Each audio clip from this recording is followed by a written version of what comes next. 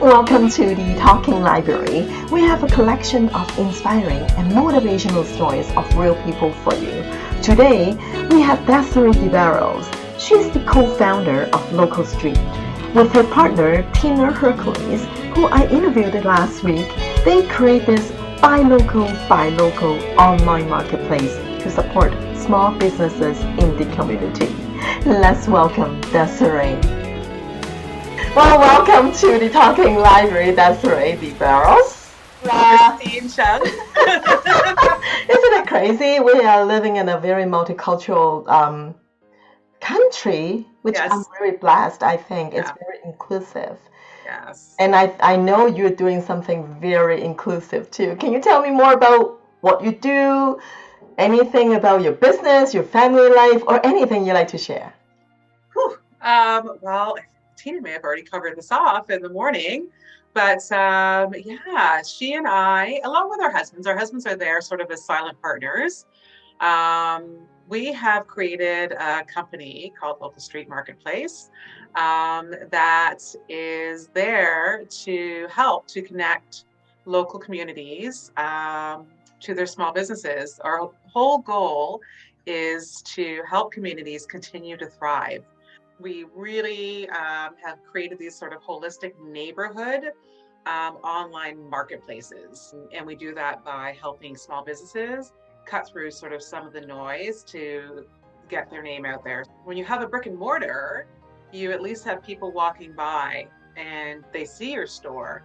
But when you don't, when you have a home-based business or a side hustle business, you're contained within your home. So it's very difficult for you to get your name out there. And when we speak with business owners and we talk to them about, when you started, did you feel like you're on a bit of an island?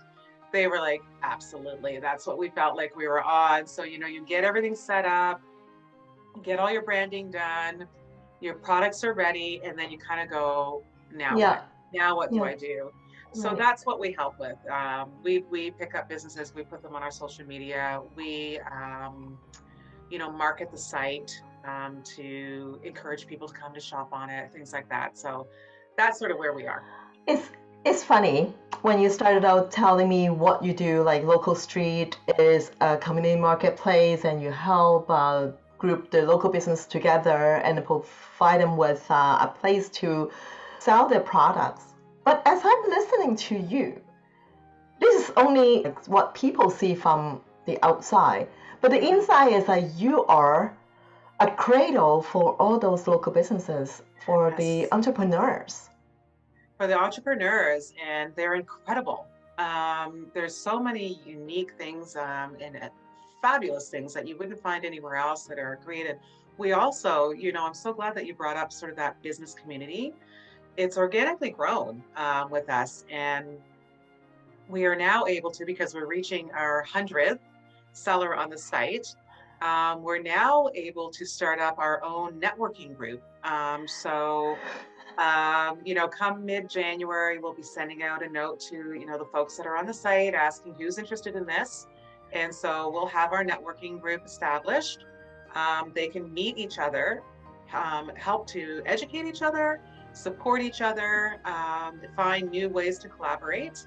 Our first collaboration group is starting up right now. We're going to launch that in January. So we have a group of people who offer coaching and ways to help people get through different challenges in life.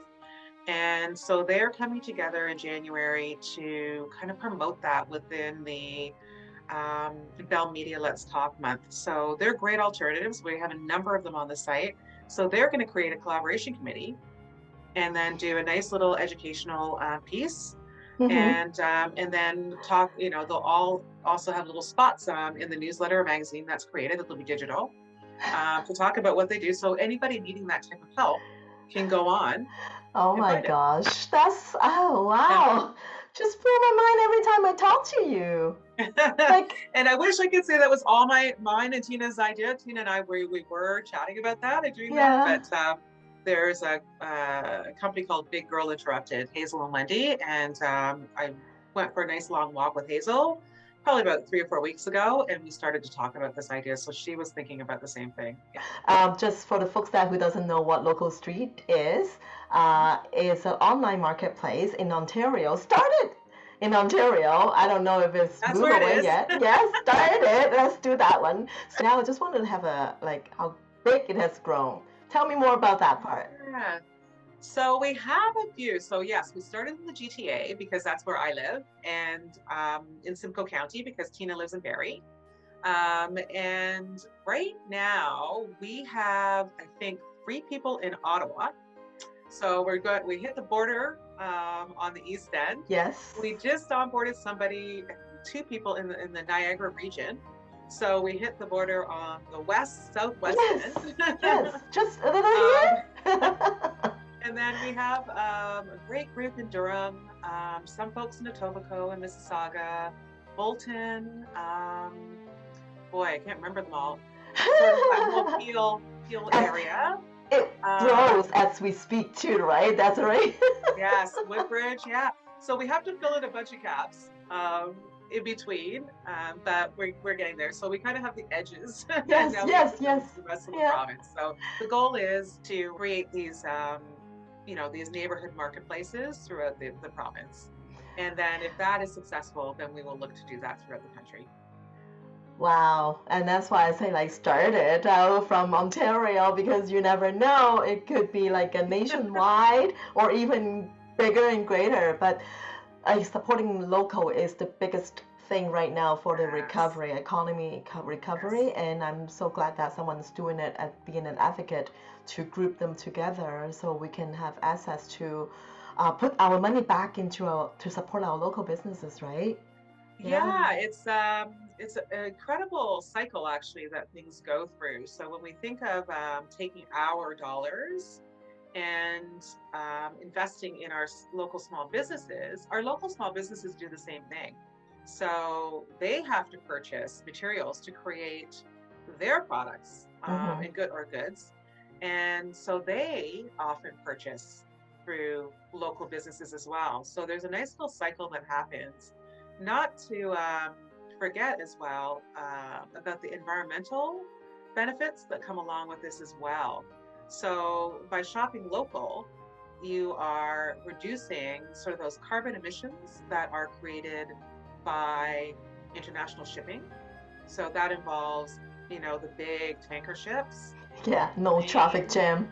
Trucks, everything. And so there's a really nice reduction of, deleterious environmental footprints there. Exactly. We also, when we think about shopping local or with local providers, most actually make their products. So when you think of packaging, it's minimal. Whereas when you're purchasing from the larger retailers, sometimes the packaging is insane. Just on one product, you have, your cardboard, your plastic, you have other pieces of plastic inside to hold it together. There's so much, often for things that are really small, you have this big piece of packaging that goes on it. Yeah. Whereas your local providers, like for instance, if you go buy a piece of jewelry, or even a child's toy, you might get it wrapped in a piece of, paper bag when you're leaving, and that's it. Yeah. So when you look at carbon emissions, landfill impacts, and let's remember that it's not just what people purchase. If you have to return something, it's going to get repackaged. So it's going to get packaged again. Yeah. So between landfill, carbon emissions, many other things that I'm sure, we're creating these greenhouse effects that, of course, impact our weather. Yeah. And so there's a big eco piece to this as well that we are always mindful of. That's right. And I heard there are certain items that you cannot even resell, so those get tossed away and get tossed out and just create more garbage. And it's funny how you look at it that way, because most of the time we're just talking about, okay, how do we create product, market, make profit, and you went a little bit further just to support those businesses, and you went a little bit further at a time. there are so many different angles you can look at your Yes, business as a local street. Localstreet.ca, if you wanted to go check it out, is that's great. localstreet.ca. And I want to see if you wanted to share a little bit about your background. Like, how did you come along with this? So this is Tina's story more than it is mine because Okay. it was her and her husband, who's my son. So Tina's my daughter-in-law and my business partner. It was their idea. They were returning from his granny's after learning how to make her curry because she makes amazing curry. And they really wanted to be able to share it with their neighbors. And then they got to thinking about, well, it'd be great to have our neighbors share their traditions or their special, items with us or with them. And they just took it to this whole neighborhood marketplace. They had that idea in 2018. We were all working gangbusters at full-time jobs, so we couldn't launch it at that time. They told me about it then. And then when we saw COVID and the number of businesses that were closing, we just looked around and said, look, if a business doesn't have a website right now, it's because it's too daunting. It's too challenging to create. And they're not going to be able to compete in this marketplace if they don't have one. So let's get this set up. Let's make it easy for them. We will walk them through the setup of their store. We will manage all the e-commerce side of it, so they only have to manage their products. But we quickly realized if we don't also include folks that do have an online presence, we won't have a holistic marketplace, local marketplaces. So that's when we came up with, it's got to be everybody online. People have a website, people who don't, all those other things, but we just had to get them included. Mm-hmm. The other thing that happened was we quickly recognized the number of women who have these home-based businesses or side hustle businesses. So we're also working to have them recognized as these, legitimate, talented, experienced women who know how to run a business, who create beautiful, unique things, and they contribute to a microeconomy with purchasing power. So that's there. And then there's also that potential for employment. So for women, So for women who lost their jobs, and there were many during the beginning of the pandemic, I know that employment numbers are back up to pre-pandemic numbers, but not for women. So they make up 80 to 82% of the services industry. So many lost their jobs. When families had to make those hard decisions of who was going to stay home with the kids because of all of the lockdowns, it was usually the mother. And so, many found a way to have passion projects, earn some household income, and then they also have an identity, a professional identity that transcends outside of the family. Mm-hmm. So, but the biggest thing was the needed flexibility. So, if kids wound up being back at home, then they had that needed flexibility to operate their business and balance the emotional and care work that they provide to the family. Wow, look at that, eh? I was talking to Tina this morning because I was doing some research on, especially now, women with the roller coaster, either with the pandemic or not, is on our shoulders, looking after the kids, looking after the family, looking after our partner, parents, in-laws, everything. But that is kind of still given. This is kind of expected. It's changing a little bit. Yeah. In bigger cities where you have two professionals. But yeah, for the most part, it still winds up on the shoulders. Yeah. And you have so much in you, and if you put all your knowledge and your wisdom in a pot, I just pick one thing out. We can talk about it. I can listen to you and learn from it. Like little bits, nothing. I'm not an expert. Even a little bit, even this little bit, you can have a 12 hours lecture on it, because I can tell from day one that I met you online, like we had the conversation for the coffee chat. I know you have a lot in you, and you're humble. You're not really showing, but you still have the passion. That's why once I touch it, that kind of explode and come out, right? So that's right. That I can say about you. Oh What my work you goodness. do. Oh gosh, yeah. I mean, like a lot of women nowadays, especially after the pandemic, things change, the landscapes change, employment, and it creates a lot of opportunities. And it's just that courage, support they need. You Yeah. know, kind of like have someone like you on the bottom as they lift them up and then create great things. And we all do it together. Yeah. Like there are women like you, Christine, that we've met through this, have been the same with us. They've just been so supportive, and so connected that, there's days that everybody goes through. It's like, oh, okay, this Yeah. is a challenge. How am I going to get through this challenge? Yeah. And then one of them walks along and lifts you up, and it's like, okay, this is how I'm Yeah. going to do it. Yeah. That's right. That's right. And that's why you're launching the networking group because you see the needs here. Yes. Yeah. Yes. Yeah. That's amazing. The one piece of advice I would give to anybody that you're speaking to or presenting to is you can always find people who will support you and support your ideas. And so stick with them if you really believe in them, and persistently go after them.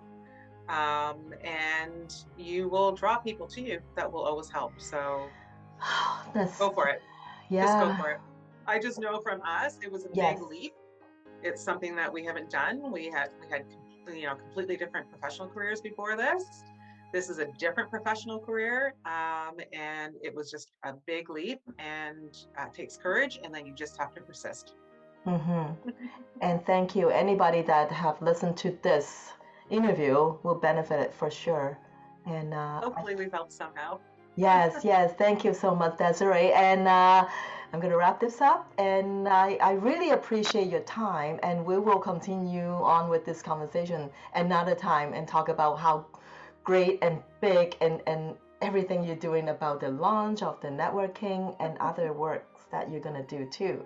Wonderful. Okay. Thank you Thanks, so much. Christine, and thank you for your community work. It's amazing. Thank you. Talk to you Okay. later. Wow, so that's Desiree de Barros and the Local Street. If you're interested in joining Local Street, go check it out. If you want to purchase Buy Local, Buy Local, go to www.localstreet.ca. And thank you for staying with me in the Talking Library. I will see you next time.